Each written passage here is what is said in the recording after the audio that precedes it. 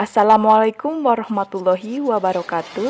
Perkenalkan, saya Tika Setiawati dengan NPM 182165048 pelayanan prima kelas B. Dalam video ini, saya akan menjelaskan mengenai grooming atau penampilan diri dalam kaitannya memberikan pelayanan yang prima dari suatu profesi. Oke, langsung kita mulai saja. Untuk yang pertama adalah mengenai pengertian grooming. Jadi, penampilan diri atau grooming merupakan hal yang sangat penting dalam kehidupan sehari-hari. Setiap orang pasti ingin menampilkan penampilan yang terbaik agar disukai oleh orang lain. Penampilan merupakan cerminan kepribadian seseorang. Jika kita berpenampilan rapi, bersih, dan menarik, maka orang lain akan menilai kita sebagai orang yang berkepribadian baik. Nah, sebaliknya, orang yang kurang memperhatikan penampilannya dinilai sebagai orang yang berkepribadian kurang menarik. Oleh karena itu, penampilan diri perlu diperhatikan agar dapat memberikan kesan yang positif di mata orang lain. Untuk itu, kita perlu mengetahui apa arti dari grooming ini. Jadi, grooming adalah penampilan diri seseorang yang terjaga dan selalu bersih, rapi, dan memperhatikan penampilan secara keseluruhan dimulai dari ujung rambut sampai dengan ujung kaki. Yang selanjutnya adalah fungsi grooming. Pertama, penampilan pegawai mengatasnamakan suatu lembaga atau perusahaan, sehingga penampilan pegawai harus disukai oleh orang lain atau pelanggan. Yang kedua, penampilan pegawai mencerminkan kepribadian yang baik dan memberikan kesan positif dari pelanggan perusahaan. Yang ketiga, penampilan pegawai agar selaras dengan nilai-nilai keindahan dan tata krama yang berlaku dalam kehidupan seluruh lapisan masyarakat. Nah, yang keempat adalah menyadari bahwa kecantikan bukan semata-mata dari bentuk wajah saja, tetapi dari hati nurani yang tulus dan ikhlas sehingga keluar pancaran dari dalam diri atau inner beauty. Yang selanjutnya, saya akan menjelaskan mengenai prinsip-prinsip grooming. Yang pertama, sikap atau pembawaan. Jadi, sikap yang baik akan menimbulkan kesan yang baik pula.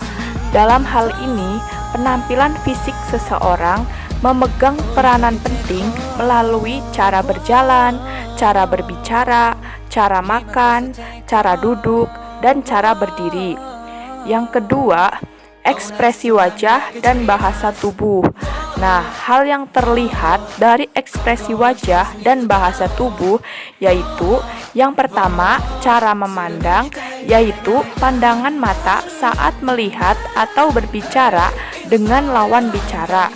Yang kedua, sikap tubuh, meliputi sikap kepala, sikap wajah, yaitu alis, mata, dan bibir. Prinsip yang ketiga adalah berbicara. Nah, agar dapat berbicara dengan baik secara dua arah, dituntut bahasa tubuh yang sesuai dengan pembicaraan yang dilakukan. Volume suara dan intonasi harus disesuaikan dengan kondisi waktu, tempat, maupun inti pembicaraan. Prinsip keempat adalah prinsip kesehatan. Kesehatan merupakan hal utama yang harus diperhatikan dan diusahakan agar memberikan penampilan yang segar dan prima. Kesehatan harus dijaga, yaitu dengan cara makan dan tidur yang teratur, jangan terlalu tegang dan lelah, olahraga yang teratur disesuaikan dengan kondisi tubuh, serta pandangan hidup yang optimis. Prinsip yang selanjutnya adalah prinsip kebersihan dan kerapihan. Jika kita mempunyai tubuh yang sehat dan bersih, tentunya akan menimbulkan kesan yang positif bagi seseorang sehingga aroma tubuh seseorang akan tercium segar dan tidak bau mulut. Untuk itu, kebersihan pada area tubuh, gigi, dan mulut merupakan hal yang penting untuk diperhatikan dan dihindarkan karena akan mengganggu penampilan secara keseluruhan. Prinsip keenam adalah prinsip tata rambut dan tata rias. Untuk tata rambut, sesuaikan penataan rambut dengan bentuk muka, bentuk tubuh, profesi, waktu, faktor kepribadian, dan usia. Untuk tata rias, haruslah dibedakan berdasarkan waktu, usia, profesi, dan sifat pertemuan. Jika tata rias untuk pagi hari, maka gunakanlah warna yang teduh, seperti warna pastel yang memberi kesan sederhana atau tidak terlalu berlebihan dalam berias. Jangan terlalu memakai warna pemerah pipi dan warna lipstik yang terlalu mencolok. Pada area mata, jangan terlalu tajam dan gunakan maskara yang ringan pada bulu mata. Ketika tata rias pada malam hari, dapat digunakan warna-warna yang mencolok, berkilap, dan terkesan berat dan tajam. Prinsip yang ketujuh atau prinsip yang terakhir adalah tata busana. Busana tidak saja berfungsi sebagai pelindung tubuh dan penutup bagian tertentu pada tubuh.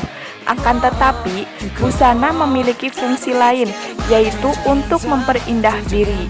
Kemampuan seseorang untuk dapat berbusana dengan tepat dan baik akan menampilkan kesan positif yang berkaitan erat dengan gairah hidup, sehingga menambah kepercayaan diri kepada para penggunanya. Baik, yang selanjutnya adalah penjelasan profesi yang saya perankan dalam video ini. Jadi, dalam video ini saya memerankan figur seorang frontliner bank syariah. Sebagai frontliner bank syariah, standar penampilan dibutuhkan untuk menumbuhkan kepercayaan kepada bank sehingga nasabah dapat terlayani dengan baik dan membuat nasabah puas. Standar penampilan frontliner meliputi standar dalam berpakaian dan berpenampilan fisik. Dalam pelayanan prima, diperlukan suatu standar penampilan bagi petugas bank maupun bank itu sendiri. Standar penampilan petugas diperlukan guna membangun keyakinan bagi nasabah dan image positif bagi perusahaan. Yang selanjutnya adalah contoh penampilan standar dari profesi frontliner bank syariah akan saya jelaskan secara rinci mulai dari ujung rambut sampai dengan ujung kaki. Berikut adalah contohnya. Seorang frontliner bank syariah harus selalu mengenakan seragam sesuai dengan ketentuan yang ditetapkan oleh bank tersebut. Adapun contoh outfit seorang pegawai bank yang saya kenakan seperti pada gambar merupakan contoh umum dari pakaian yang dikenakan oleh pegawai bank. Pada bagian kepala, saya mengenakan jilbab karena sebagai seorang muslim, saya diwajibkan untuk menutup aurat. Penggunaan jilbab harus tetap rapi dan enak untuk dipandang. Selanjutnya, name tag yang saya kenakan berfungsi sebagai tanda pengenal serta untuk memudahkan orang lain atau nasabah dapat mengetahui nama serta jabatan pegawai bank tersebut. Nah, jam tangan yang saya kenakan berfungsi sebagai aksesoris sekaligus pengingat waktu agar segala hal yang dilakukan dapat selalu tepat waktu. Blazer jas yang saya kenakan untuk menunjukkan penampilan yang formal dan elegan. Blazer yang dikenakan hendaknya tidak terlalu ketat dan tidak terlalu longgar supaya tetap nyaman dan juga terlihat lebih rapih dan sopan. Selanjutnya, rok yang dipakai adalah untuk membantu agar penampilan terlihat lebih sopan dan elegan. Karena sebagai seorang wanita, kita harus memperlihatkan kefemininan kita. Selain itu, Rok yang dikenakan hendaknya serasi dengan blazer dan jilbab yang dipakai. Dan sepatu, pemakaian sepatu disesuaikan dengan peraturan yang ditetapkan oleh bank tempat kita bekerja.